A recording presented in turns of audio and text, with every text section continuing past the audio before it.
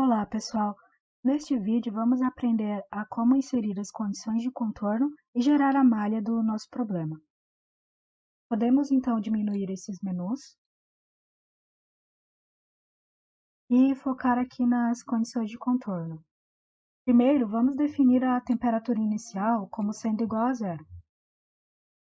Mais para frente eu vou explicar o porquê. Em seguida, nós devemos inserir as condições de contorno, que seriam a temperatura desse lado igual a 10 e a temperatura nessa face igual a 100 graus.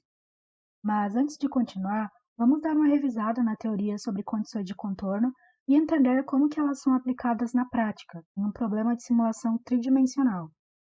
Como vimos nos vídeos anteriores, nós temos dois tipos de condições de contorno: as condições essenciais, nesse caso são a temperatura, e as condições naturais, relacionadas ao fluxo de calor. É muito comum que as seguintes dúvidas apareçam quando a gente começa a trabalhar pela primeira vez com simulações. A primeira delas é onde aplicar essas tais condições de contorno.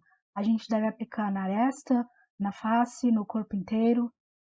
A segunda dúvida mais comum é quais a gente deve aplicar. Apenas temperaturas, utilizar temperatura e fluxo, devemos utilizar convecção, que mais para frente será comentada. E por fim, quantos aplicar? Duas temperaturas, dois fluxos, um de cada? Quando se trata de uma geometria relativamente simples, esse tipo de dúvida não costuma travar o nosso raciocínio. Porém, quando recebemos peças mais complexas para simular, essas dúvidas costumam aparecer com mais frequência. Vamos então resolver isso agora. A primeira dúvida é onde aplicar as condições de contorno. Relembrando lá da teoria dos outros vídeos, para um caso unidimensional, ou seja, um domínio equivalente a uma linha, as condições de contorno eram aplicadas em pontos, o nó inicial e o nó final, por exemplo. Se a gente estiver simulando um problema bidimensional, a condição de contorno ela deve ser aplicada sempre em um dos lados. Já para problemas tridimensionais, que representam a maioria das nossas simulações, as condições de contorno, sejam elas temperatura ou fluxo, devem ser aplicadas sempre em uma face, ou seja, em um plano da nossa geometria. A segunda dúvida mais comum é quais condições de contorno aplicar. Nós temos três possibilidades de combinações. A primeira delas é duas condições essenciais, ou seja, a temperatura em uma face e outra temperatura em outra face.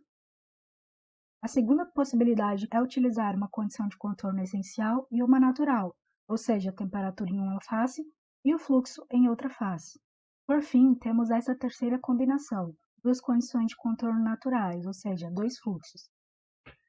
Essa combinação é um pouco problemática. Na verdade, se você aplicá-la ao problema, deixará ele como um problema indefinido. Para ficar mais fácil de entender o porquê disso, vamos fazer uma analogia com o circuito elétrico. Então, aqui nós temos a resistência, que seria equivalente à condutividade térmica do nosso sólido, e os dois nós, que seriam equivalentes às duas faces laterais do nosso sólido. No caso da primeira combinação, ou seja, duas temperaturas, isso seria equivalente a aplicar duas tensões nos nós. Isso é possível de ser feito, afinal, aplicando duas tensões, é como se o ANSYS fosse calcular a corrente resultante.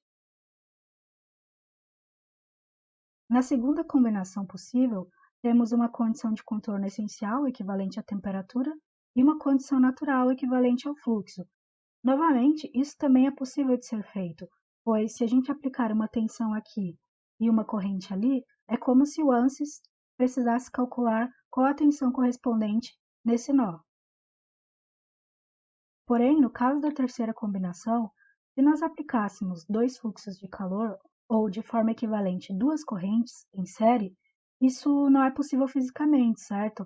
Pois, ainda que elas tivessem a mesma direção, as duas apontadas para cá, e elas têm valores diferentes, fisicamente isso não é possível, pois como elas estão sendo aplicadas no mesmo elemento, elas devem ter o mesmo valor, deve ser uma corrente só. Por isso que essa possibilidade, duas condições naturais ou dois fluxos, se você aplicá-la no ANSYS, vai obter um erro.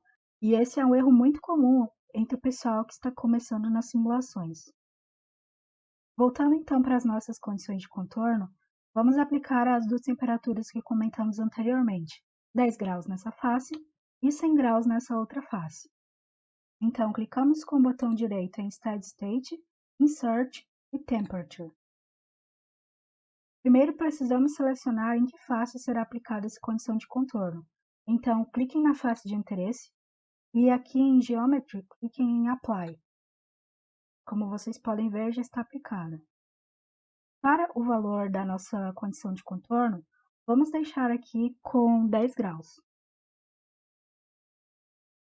Observem o que aconteceu. O ANSYS, ele está tratando esse problema como se ele fosse ramped, ou seja, como se o valor inicial fosse 0, que é o valor que definimos aqui, e como se o valor final fosse os 10 graus que definimos aqui. Por que a gente está fazendo isso, se a gente acabou de falar que esse é um caso de steady state que não depende do tempo?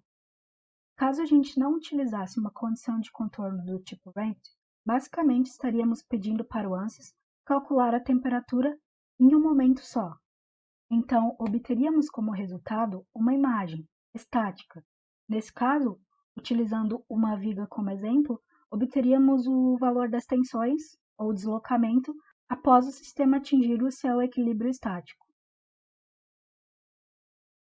Porém, se a gente utilizar condições de contorno do tipo ramped, ou seja, definindo a temperatura inicial delas em 0 graus, será possível obter como resultado um vídeo ou uma animação, que, como vocês podem ver aqui, torna a interpretação dos resultados muito mais intuitiva.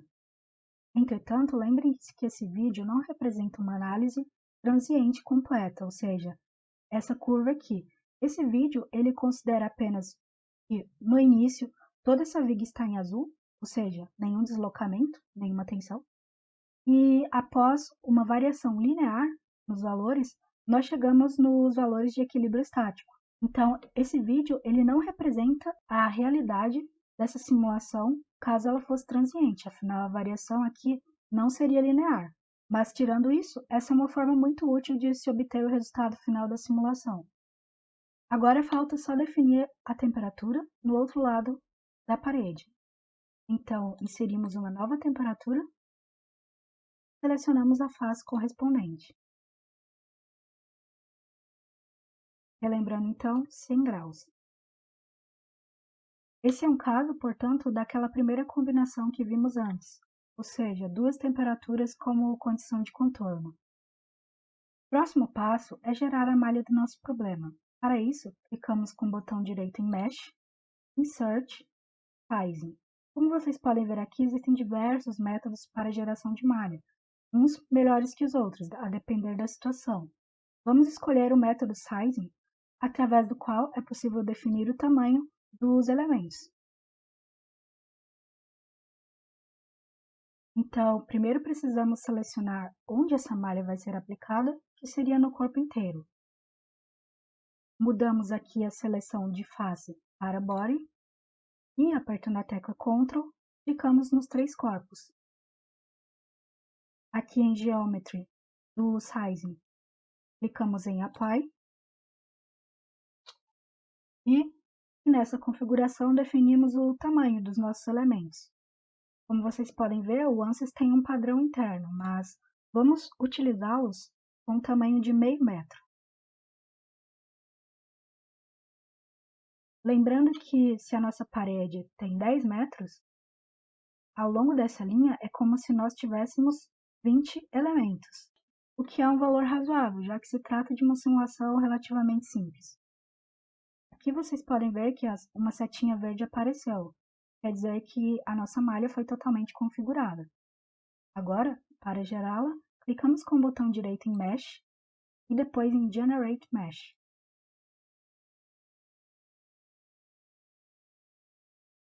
Observem que o tempo para gerar essa malha foi bem rápido, certo? Depende, é claro, das configurações do computador de vocês.